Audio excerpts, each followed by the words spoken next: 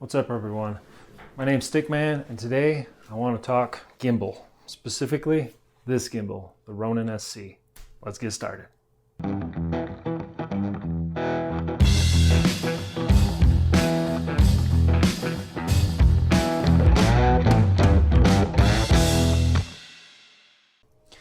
All right, I know there's 1,000 reviews out there on YouTube about this gimbal, but I want to give you a little bit of a unique perspective coming from somebody who is a beginning videographer. I'm going to go over some of the pros and cons that I've found about it, some of the things that I've used that I like, that I'll continue to use and why I got it, and then go out, shoot some footage, come back, and see how it all comes together. Let's go.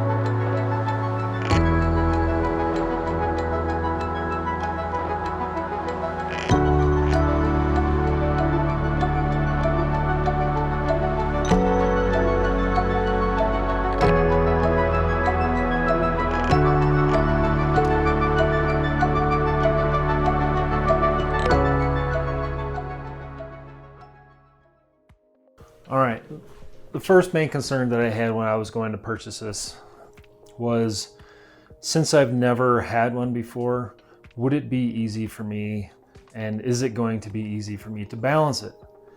That was my main question. Well, to answer that question, yes, absolutely. This thing is very easy, in my opinion, to balance. That also depends on what rig you have on here. So let me tell you what rig I'm using on here. A Canon M50 Mark II, Sigma 16 millimeter 1.4 lens on there. It's a 67 millimeter diameter, so I was a little bit worried that that might be too heavy for this rig. And in addition to that, I also have a small rig on my camera. Most people use small rigs for add-ons and monitors or extra things. I use it specifically to protect my camera right now. Out on the trail, it does get a little rough, and can't say that I've dropped my camera yet, but I'm sure it's gonna happen someday. Given what I have and what I'm using, it seems to balance quite easy. I do have to, when I change my lens, obviously rebalance it. Also, if I happen to put my deity on there, sometimes I use this, I'm not gonna say all the time. Most of the time I'm shooting B-roll with the gimbal, but I have done a little bit of talking head stuff. So it is kind of nice to have this on there. You don't have full movement of the gimbal when this is on there, obviously, but you can have a little bit of sturdiness and steadiness. I do want to talk a little bit about the battery life. According to specs, this battery does go for 11 hours.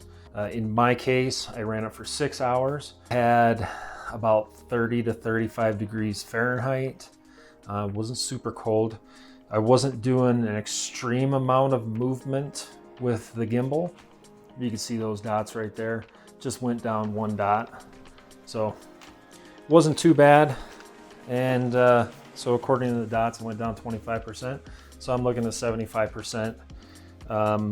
And 25% in 6 hours. So, I mean, I don't think it'll last 24 hours, but I think definitely I would have got 11 hours out of it. Now, granted, there's going to be some determining factors on that. Some that I can think of would be when you're balancing all 3 axes and you go into the app to see how well it's balanced. If your motors aren't balanced and excellent, it's going to be fighting to stay balanced, probably using up a lot more energy in that case. Also, if you're doing a lot of movement and panning and tilting, do believe it'll probably use up some more battery life. But overall, super happy with it. I'd like to see how it turns out. I'll be out for multi-day trips on whether or not I'm going to have to plug it into a battery bank and charge it up at all. I'm not too worried about it so far. So that's good. All right, another great thing I like about this gimbal is DJI put together a really good app for this. I believe so. Within that app, some of the things that I use is for time lapse and tracking. So I have used this. I don't have a slider for any of my time lapses, so I have used this to get some motion out of my time lapses. Now you can, in the app, you can set multiple waypoints and certain distances and certain intervals and duration. So you can get really creative with how you want to do that time lapse. I've done a few of them so far for my wife's like meditation room, and being able to come across nice and slow over the course of 2 or 3 hours, and the shadows and the sunlight come across the room really well. And I didn't just do a straight pan. It was a lot of movement in it. So in that aspect, I really like that. Another thing is that I'm able to unhook this, and underneath here you have a 3/8 as well as a 1/4 inch that you can put your mounts into. So I'm able to put this onto the ball head of my tripod and then use this in time lapses on my tripod when, say, this tripod either isn't stable enough and it's a little bit windy, or if I want to get more height out of it, I'm able to put this on the tripod, which works out phenomenally. All right, let's talk about another convenient aspect of this, the locking arms. Most gimbals, I'm sure you've probably already looked at a bunch of reviews pertaining to gimbals. A lot of the problems go around balancing it. In this case, all 3 axes lock. So being able to lock one axis at a time, start your balancing function, unlock the next one, balance it more, unlock the next one, finish the balance, is extremely convenient. I don't know how anybody could have done that without. That would have been very frustrating.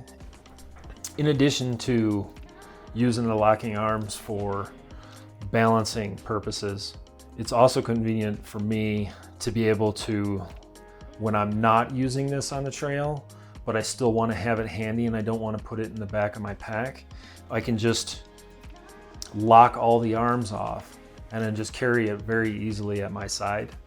And then when I come up to something I need to shoot or want to shoot, I can unlock all the axes, turn it back on, and be ready to shoot again in 15 seconds.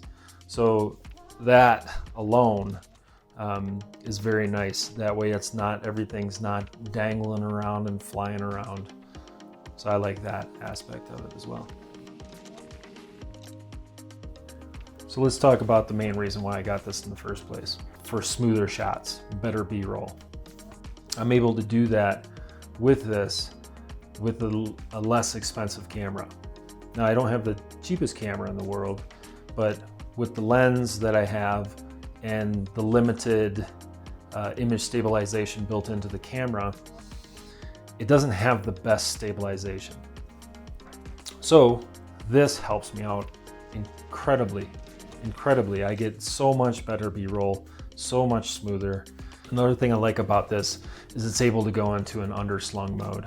Underslung mode is so convenient when I'm trying to get lower shots, a different perspective, or chasing the cats around the house. It's It's much easier and much more stable than trying to hold the camera down and running around or backing up or going side to side. So underslung mode on this is very, very, very cool.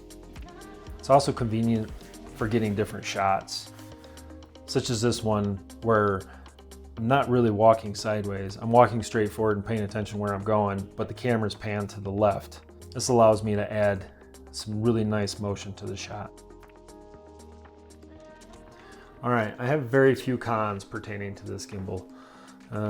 One of the things that I find a little bit of a con is how this attaches to my camera.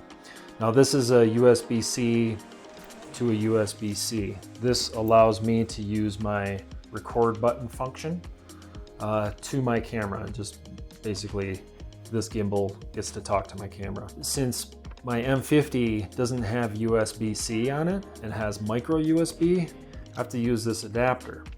I thought I would be able to use this side of the adapter, but this one actually has to, this 90 has to plug into this upper arm, and this straight one has to go into my camera.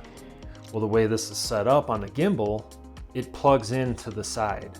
And when it plugs into the side, I have to add this piece, which they conveniently add and send to you. This is a USB-C to micro USB, and it goes onto that straight piece.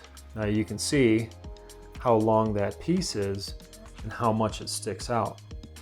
Now, I say this is a minor inconvenience because it still works. Luckily, with the small rig and how everything balances out, you can see how it just clears the arm going up and down. And I haven't had it grab at all or move. So that's quite nice. But I do wish that my camera had a USB-C, or that this was a little bit smaller, or the 90 head would go in there. Other people don't have much of a problem because either they have a USB-C port on their camera or their ports on the other side of their camera. I have seen somebody use an infrared cable to use controls. I haven't looked into that too much, but that's another option if you want to look into that. All right, one small little problem that I had, and it's not even a problem anymore, was this record button. Sometimes I would press it and it actually wouldn't start recording. Anytime I pressed it hard, it didn't start recording, but if it was a really light press, it would start recording. So I tried to take my GoPro and start shooting a little bit of footage of that to show you guys to see, you know, how it lags sometimes, and I wasn't having any problem with it whatsoever. So hopefully the problem's gone away, and more on that. If anybody's been having that problem at all with theirs, let me know in the comments below. I'd like to know if there's any kind of fix for it, or if I'm just riding solo on this one. Overall, I really love this gimbal. I love the ability that it gives me to shoot smoother shots. I love the ability that it gives me to get a little bit more creative with my time lapses without forking out some dough for a slider. In addition, I really like the ease of balancing this gimbal. It's really not that difficult with the app. It lets you know if any of the axes are off, and it allows you to fine tune it after. Now, there is a newer model out there of this gimbal. It is called the Ronin SC2, and it does have some added features to it, such as a OLED screen on the front, be able to show you some of the different features of it rather than going into the app. Additionally, it has a 6.6 payload that's tested on it, so that's a little bit more improved based on this one. It has 14-hour fast charge batteries. Now, again, the 11-hour is very sufficient for me. And also, it has a feature of being able to go into portrait mode for your social media, if that's something that you're looking into. This one does not do that. But with all of those features, I mean, it does come at a cost. I think it's $499 for the new RSC2, whereas this one I got for $279 US. So that's a bargain that I'm willing to pay for. And honestly, with what I need it for, that's a good price. It's a very good price. So I hope you enjoyed my review of the Ronin SC. As you can see down below, I am new to YouTube. However, I am not new to gear or reviewing gear or checking out gear or testing gear, and traveling and hiking and a whole bunch of other stuff that I'll be posting on this channel. So if you like what you see and you want to support me a little bit, consider subscribing down below. I'd certainly appreciate that. Hit that little thumbs up, hit the little dingy button, and there'll be many more videos to come. So I appreciate it. Later.